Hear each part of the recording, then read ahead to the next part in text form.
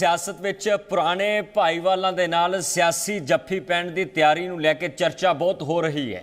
ਸੁਨੀਲ ਜਾਖੜ ਨੂੰ ਜਦੋਂ ਸਵਾਲ ਪੁੱਛਿਆ ਗਿਆ ਤਾਂ ਉਹਨਾਂ ਨੇ ਜਵਾਬ ਦਿੱਤਾ ਕਿ ਭਾਰਤੀ ਜਨਤਾ ਪਾਰਟੀ ਨੂੰ ਅਕਾਲੀਆਂ ਦੇ ਨਾਲ ਸਿਰਫ 23 ਸੀਟਾਂ ਹੀ ਨਸੀਬ ਹੁੰਦੀਆਂ ਸੀ, ਪਰ ਹੁਣ 117 ਸੀਟਾਂ ਤੱਕ ਪਹੁੰਚਣ ਦਾ ਭਾਰਤੀ ਜਨਤਾ ਪਾਰਟੀ ਕੋਲ ਸੁਨਹਿਰੀ ਮੌਕਾ ਹੈ। ਅਸੀਂ ਚੰਗੀ ਨੀਅਤ ਨਾਲ ਬੀਜੇਪੀ ਨੂੰ ਪਿੰਡਾਂ ਤੱਕ ਮਜ਼ਬੂਤ ਕਰਾਂਗੇ। ਚੰਗੀ ਨੀਅਤ ਨਾਲ ਜੇਕਰ ਬੀਜਾਂਗੇ ਤਾਂ ਝਾੜ ਵੀ ਚੰਗਾ ਹੋਏਗਾ।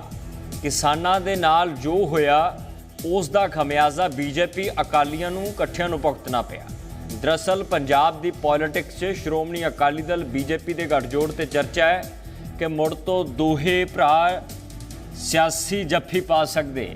ਇਸ ਸਿਆਸੀ ਜੱਫੀ ਦੇ ਬਹੁਤ ਕੁਝ ਮਾਇਨੇ ਹੁੰਦੇ ਹੈ ਤਾਂ ਕਿਸਾਨਾਂ ਦੇ ਨਾਲ ਖਮਿਆਜ਼ੇ ਦਾ ਵੀ ਜ਼ਿਕਰ ਕੀਤਾ ਗਿਆ।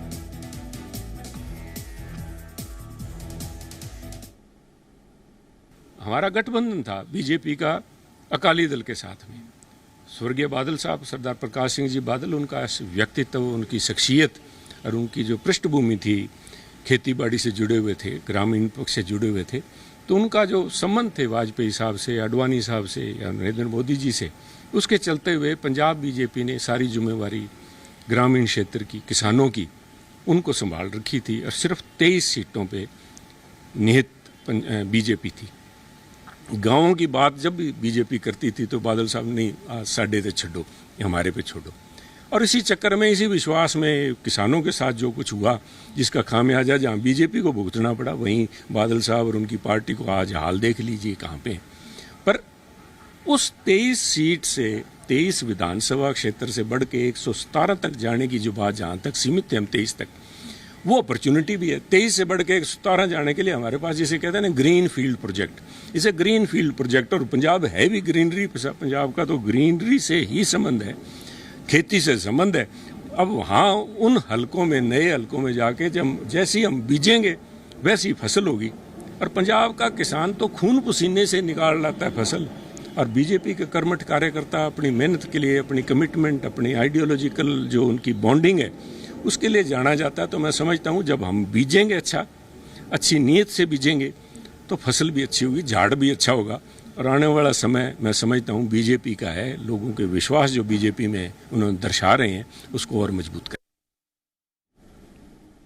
हमारा गठबंधन था बीजेपी। अनमोल गुलाटी इस खबर से जानकारी की सांझ पा रहे। अनमोल, कितना आसान लगता है बीजेपी अकालियों के गठजोड़ से ਜਿਹੜਾ ਬਿਆਨ ਨਵੇਂ ਪ੍ਰਧਾਨ ਨੇ ਦਿੱਤਾ, ਕੀ ਲੱਗਦਾ ਹੈ ਕਿ ਆਉਣ ਵਾਲੇ ਦਿਨ 'ਚ ਸਿਆਸੀ ਜੱਫੀ ਪੈ ਸਕਦੀ ਹੈ? ਜੀ ਬਿਲਕੁਲ, ਦੇਖੋ ਜਿਸ ਤਰੀਕੇ ਦੇ ਨਾਲ ਹੁਣ ਬੇਸ਼ੱਕ ਸੁਨੀਲ ਜਾਖੜ ਦੀ ਗੱਲ ਕੀਤੀ ਜਾਵੇ ਤਾਂ ਸੁਨੀਲ ਜਾਖੜ ਪੀਪੀਸੀਸੀ ਪ੍ਰਧਾਨ ਜੋ ਕਿ ਹੈ ਉਹ ਨਿਯੁਕਤ ਕੀਤੇ ਗਏ ਨੇ। ਉਹਨਾਂ ਨਾਲ ਜਦੋਂ ਜ਼ੀ ਮੀਡੀਆ ਦੀ ਖਾਸ ਗੱਲਬਾਤ ਹੋਈ ਹੈ ਤਾਂ ਉਸ ਦੇ ਵਿੱਚ ਉਹਨਾਂ ਵੱਲੋਂ ਸਾਫ਼ ਤੌਰ ਤੇ ਇਹ ਚੀਜ਼ ਕਹੀ ਗਈ ਕਿ ਸਾਨੂੰ ਕਿਸੇ ਗੱਠਜੋੜ ਦੀ ਲੋੜ ਨਹੀਂ ਹੈ। ਪਾਰਟੀ ਦੇ ਵਿੱਚ ਜੋ ਬਦਲਾਅ ਆਇਆ ਉਸ ਤੋਂ ਕੁਝ ਨੇਤਾ, ਕੁਝ ਲੀਡਰ ਜਿਹੜੇ ਕਿ ਉਹ नाराज जरूर ने, लेकिन शुरुआती दौर ਦੇ ਵਿੱਚ ਜਿਹੜਾ ਇਹ ਬਦਲਾਅ लेकर ਜਿਹੜਾ ਇਹ ਵਿਰੋਧਾਭਾਸ ਲੋਕਾਂ ਦੇ ਵਿੱਚ ਰਹਿੰਦਾ, ਇਸ ਤੇ ਕਿਤੇ ਨਾ ਕਿਤੇ ਆਉਣ ਵਾਲੇ ਦਿਨਾਂ ਦੇ ਵਿੱਚ ਅਸਰ ਵੀ ਜ਼ਰੂਰ ਜਿਹੜਾ ਕੀ ਹੈ ਦੇਖਣ ਨੂੰ ਮਿਲੂਗਾ। ਜਾਣੀ ਕਿ ਦੇਖੋ ਕ੍ਰਿਸ਼ਨ ਕਾਫੀ ਕਿਆਸ ਲਾਏ ਜਾ ਰਹੇ ਸੀ ਕਿ ਜਲਦ ਹੁਣ ਗੱਠਜੋੜ ਹੋ ਸਕਦਾ ਹੈ, ਲੇਕਿਨ ਉੱਥੇ ਹੀ ਸੁਨੀਲ ਜਾਖੜ ਦਾ ਬਿਆਨ ਕਾਫੀ ਚੀਜ਼ਾਂ ਕਲੀਅਰ ਕਰਦਾ ਨਜ਼ਰ ਆਉਂਦਾ ਹੈ। ਸੁਨੀਲ ਜਾਖੜ ਵੱਲੋਂ ਕਿਹਾ ਜਾ ਰਿਹਾ ਕਿ ਹੁਣ ਬੀਜੇਪੀ ਜੋ ਕੀ ਹੈ ਉਹ ਇਕੱਲੇ ਹੀ ਇਸ जो कि है मैदान ਦੇ ਵਿੱਚ ਉਤਰੂਗੀ ਤੇ ਕਿਤੇ ਨਾ ਕਿਤੇ ਕਿਹਾ ਜਾ ਸਕਦਾ ਹੈ ਕਿ ਗੱਠਜੋੜ ਦੀ ਚੀਜ਼ਾਂ, ਜੇ ਗੱਠਜੋੜ ਦੀ ਖਬਰਾਂ ਜਿਹੜੀ ਸੀਗਾ ਕਿ ਆਪ ਜਿਹੜੇ ਲਾਏ ਜਾ ਰਹੇ ਸੀਗੇ ਉਹ ਕਿਤੇ ਨਾ ਕਿਤੇ ਇਸ ਚੀਜ਼ ਤੋਂ ਕਲੀਅਰ ਹੁੰਦੇ ਜ਼ਰੂਰ ਨਜ਼ਰ ਆ ਰਹੇ ਨੇ।